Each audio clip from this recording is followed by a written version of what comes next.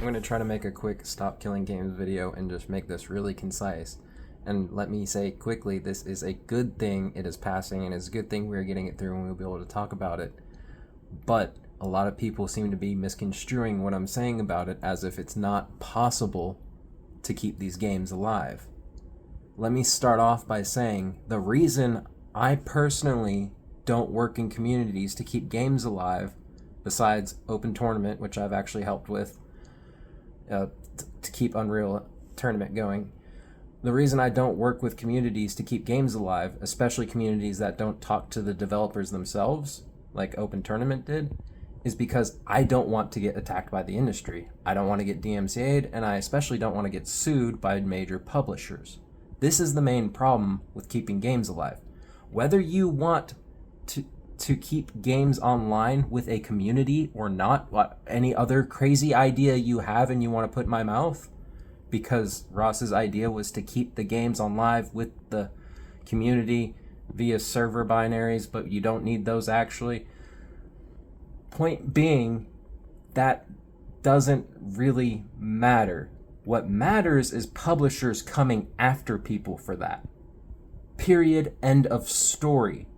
If publishers and major corporations didn't come after people like me that actually know how to go in and decompile games, trust me, I can learn decompiling quick. I know a lot of programming.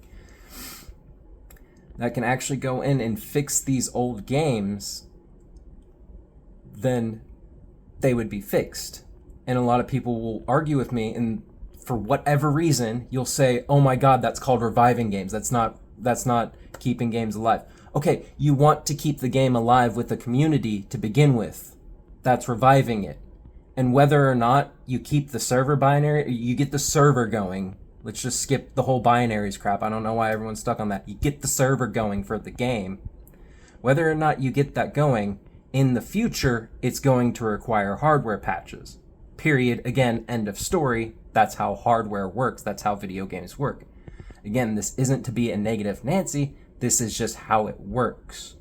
So, regardless of how you want this to pass, everyone seems to be on board with it. The problem, though, isn't developers not having access to rebuilding servers. We have AI now, makes it extremely easy. This has already been done, I've heard from someone in my comments, saying that a Warhammer game rebuilt its entire server after the publisher destroyed it, and now people can play it. That needs to be protected.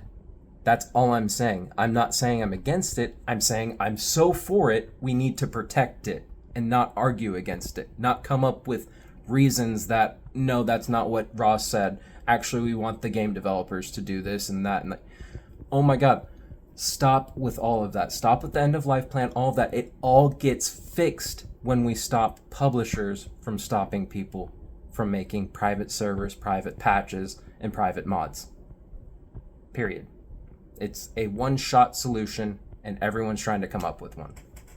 I don't know any others besides Prime Again, which was another weird one. He said 1 year till you get sunset the game, but he's never really sold the game. You would need about 3 to 6 months, a much shorter range to let your audience know, because you would do it when the game becomes not profitable anymore.